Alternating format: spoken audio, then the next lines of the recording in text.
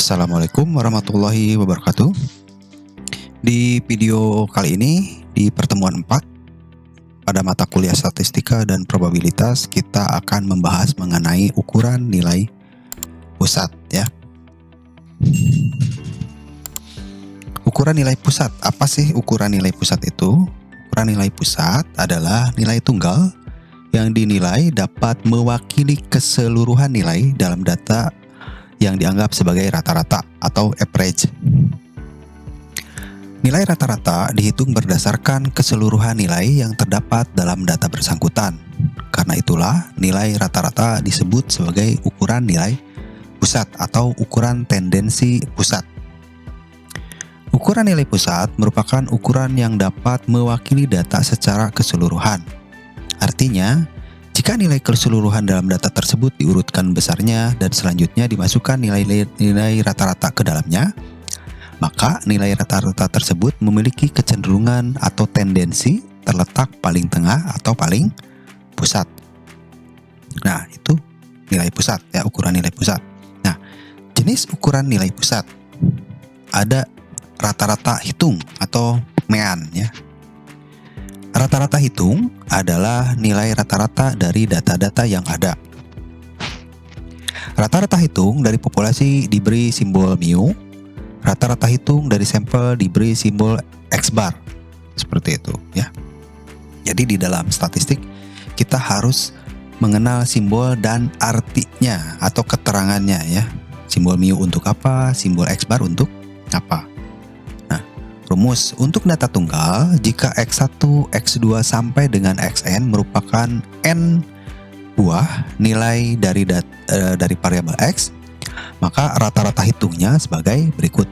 Ini ada keterangan, X bar adalah rata-rata hitung. X adalah wakil data atau variabel ya. N jumlah datanya n buah itu maksudnya berapa buah ya. Seperti itu. Contoh soal.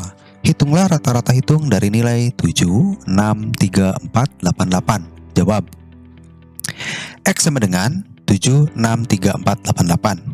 N-nya itu ada 6. 1, 2, 3, 4, 5, 6. Sama dengan 7 ditambah 6, ditambah 3, ditambah 4, ditambah 8, ditambah 8 sama dengan 36. Nah, X barnya adalah 36 dibagi 6. Ya. Seperti itu. Sama dengan 6. Nah, selanjutnya jika X1, X2 sampai dengan Xn masing-masing memiliki F1, F2 sampai dengan Fn, maka rata-rata hitungnya sebagai berikut. X bar sama dengan sigma Fx dibagi sigma F. Sigma itu jumlah total ya. Kalau rekan-rekan melihat simbol sigma seperti ini, itu menandakan jumlah total. Sama dengan F1 dikali X1 ditambah F2 dikali X2 ditambah sekian-sekian sampai dengan Fn dikali Xn dibagi F1 ditambah F2 ditambah sekian-sekian tambah Fn ya, seperti itu. Nah, ada contoh soal. Hitunglah rata-rata hitung dari nilai 3, 4, 3, 2, 5, 1 451 26 4 3 6. Jawab. Sigma Fx 3 dikali 3, 4 dikali 3, 2 dikali 2, 5 dikali 2, 1 dikali 3 tambah 6 dikali 2 sama dengan 50.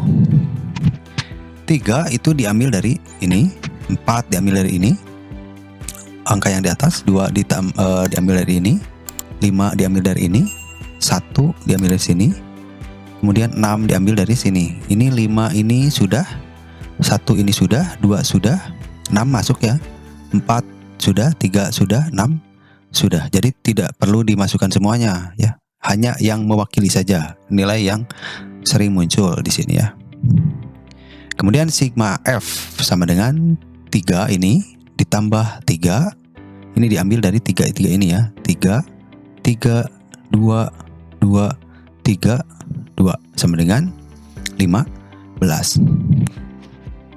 X bar sama dengan sigma Fx ini jumlah total Fx 50 dibagi sigma F jumlah total F15 sama dengan 3,3. Nah, selanjutnya jika F1 nilai yang memiliki rata-rata hitung M1, kemudian F2 memiliki rata-rata hitung M2 sampai dengan sekian, dan FK memiliki rata-rata hitung MK, maka rata-rata hitung dari keseluruhan nilai itu adalah F1 ditambah F2 ditambah sekian-sekian tambah FK. Dapat dihitung dengan rumus X bar sama dengan sigma FM dibagi sigma F sama dengan F1 dikali M1 ditambah F2 dikali M2 ditambah titik-titik-titik tambah Fn dikali Mn dibagi F1 ditambah F2 ditambah titik-titik ditambah Fk. Nah, ada contoh soal.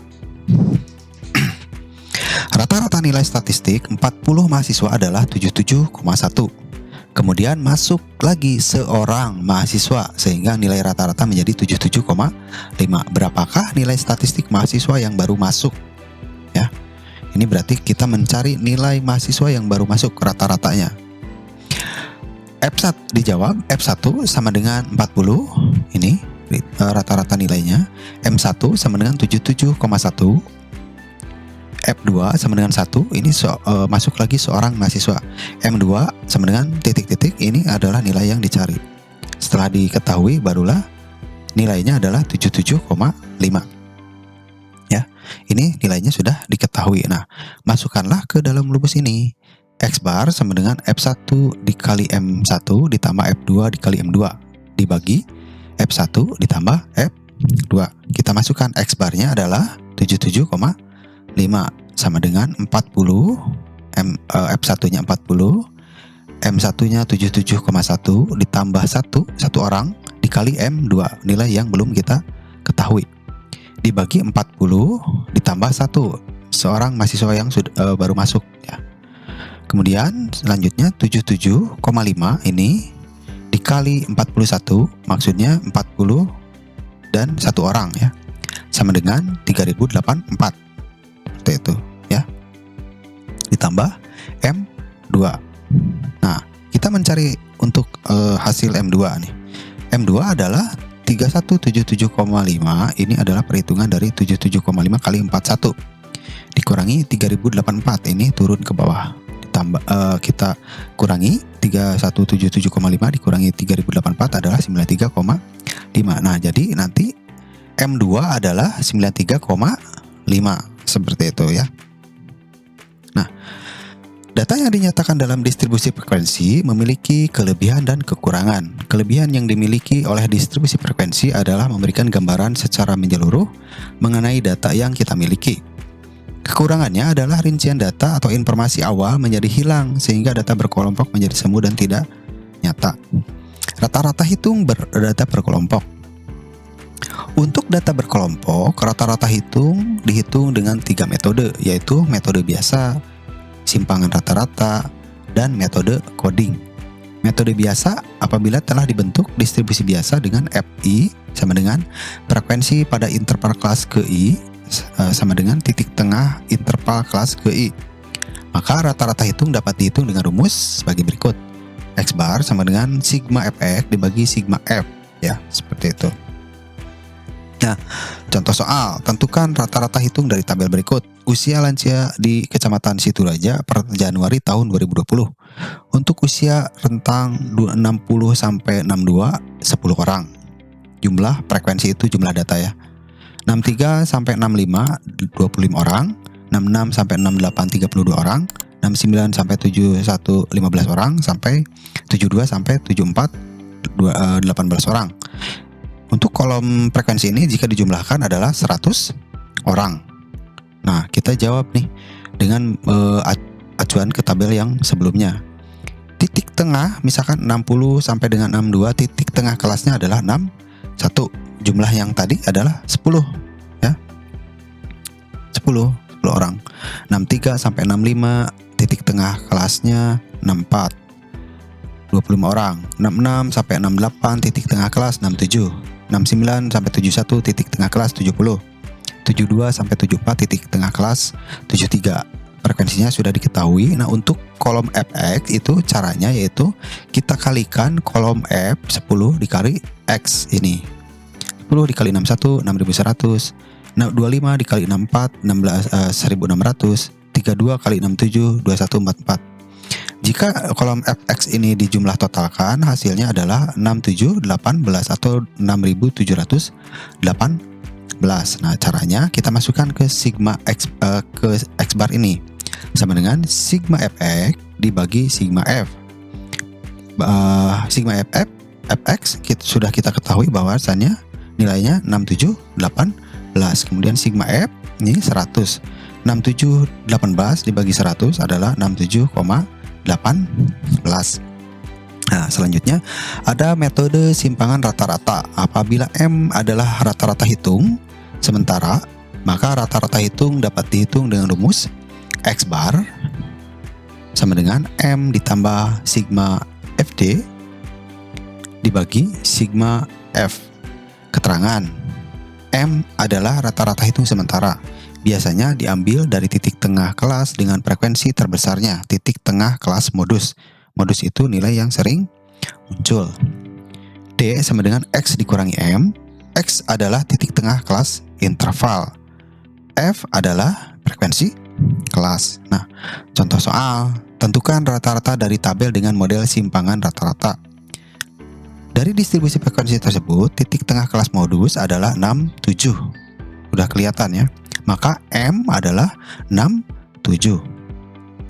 Nah, selanjutnya X bar sama dengan M ditambah sigma FD dibagi sigma F. X bar sama dengan 67 M ya. M-nya 67. Kemudian sigma FD adalah 100 ya. 100. Kemudian 18 yang ini maksudnya FD, sigma FD. Kemudian sigma F adalah 100 yang ini sigma F ya. Kemudian X bar sama dengan 18 dibagi 100 ditambah 67 ya. Hasilnya 67,18. Nah, selanjutnya ada median. Median adalah nilai tengah dari data yang ada. Setelah data diurutkan, median merupakan rata-rata apabila ditinjau dari segi kedudukannya dalam urutan data. Median sering pula disebut rata-rata posisi. Median disimbolkan dengan ME atau MD. Cara mencari median dibedakan antara data tunggal dan data berkelompok. Ya, kemudian median data tunggal. Untuk data tunggal dapat dicari dengan pedoman jika yang pertama jika jumlah data ganjil, mediannya adalah data yang berada paling tengah, misalkan 1, 2, 3, 4, 5 ya, berarti nilai tengahnya adalah angka 3. Nah, jika jumlah data genap, mediannya adalah hasil bagi jumlah dua data yang berada di tengah. Misalkan 1, 2, 3, 4, 5, 6 berarti antara 3 dan 4 ya. Seperti itu ya. Rumus mediannya adalah ME sama dengan X N ditambah 1 dibagi 2 untuk N ganjil. Kemudian ME X N dibagi 2 tambah X N dibagi 2 tambah 1 dibagi 2 untuk N genap. Ada contoh soal. Tentukan median dari data berikut. Yang nomor 1 4, 3, 2, 6, 7, 5, 8. Nomor 2 11, 5, 7, 4, 8, 14, 9, 12. Penyelesaian. Urutkan terlebih dahulu datanya ya. Urutan data yang ini 2, 3, 4, 5, 6, 7, 8. Jumlah data N sama dengan 7 atau ganjil ya. Jadi kita sudah ketahuan kalau yang ganjil berarti yang di tengah. Tapi kita masukkan ke dalam rumus ya. ME sama dengan X7 ditambah 1 sama dengan dibagi 2 sama dengan X4 ya. Kemudian ini X7 kan tambah 1 X8 bagi 2 X4 ya. Sama dengan 5 ini hasilnya angka 5. Kemudian nomor 2 urutan data 4, 5, 7, 8, 9, 11, 12, 14. Jumlah data N adalah 8 atau genap. Jadi mediannya adalah ME sama dengan XN ditambah XN tambah 1 bagi 2. ME sama dengan X8 ditambah X8 tambah 1 dibagi 2 sama dengan X4 ditambah X5 ya. Berapa ya? 5 ya dibagi 2 sama dengan 8 ditambah 9. sama dengan dibagi 2 sama dengan 8,5. Nah, kemudian ada median data berkelompok. Untuk data berkelompok, median dapat dicari dengan rumus ME sama dengan B ditambah setengah N dikurangi sigma F2O dibagi FME dikali C, ya.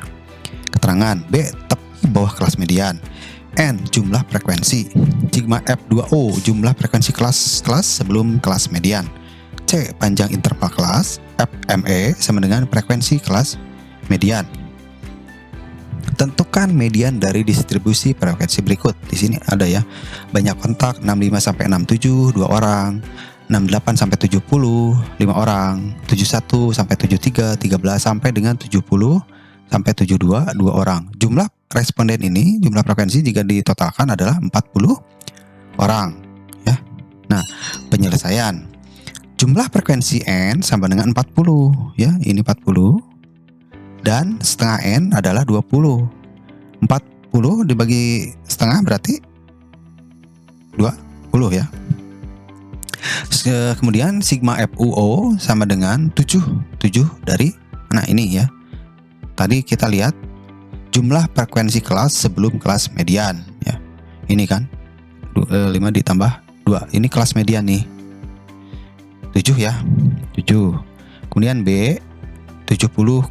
Tadi apa nih? B tepi bawah kelas median 70,5 ini ya. 70,5.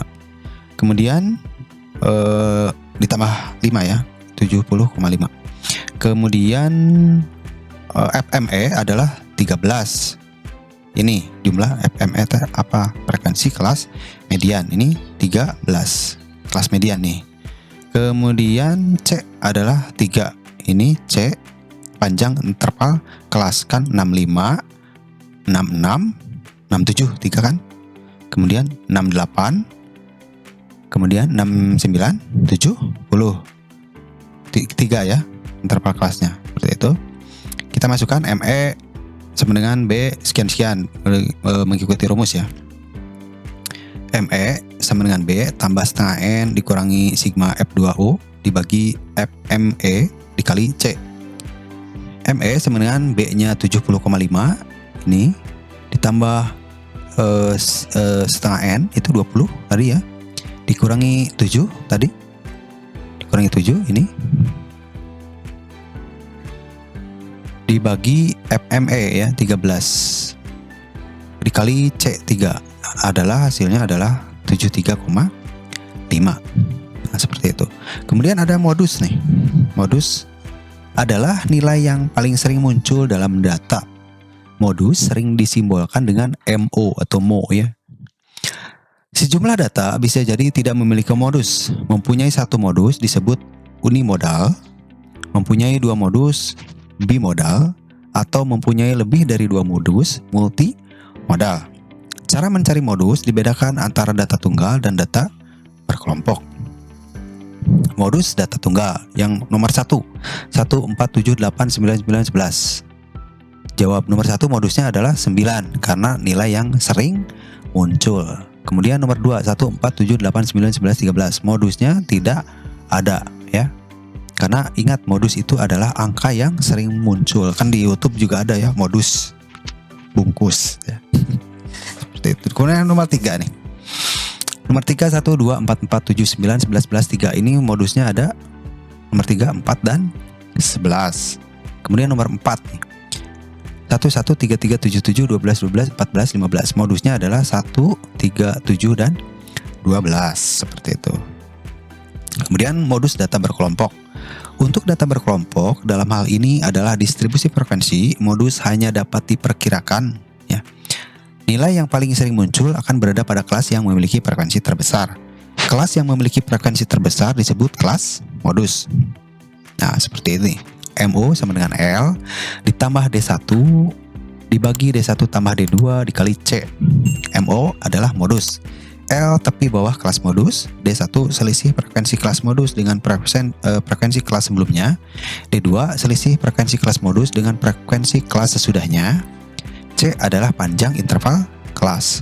Di sini ada data tabel nih. Usia ini masih menggunakan tabel yang atas yang sebelumnya ya. Usia 60 sampai 62, jumlahnya adalah 10 orang. X-nya 61 ya di sini.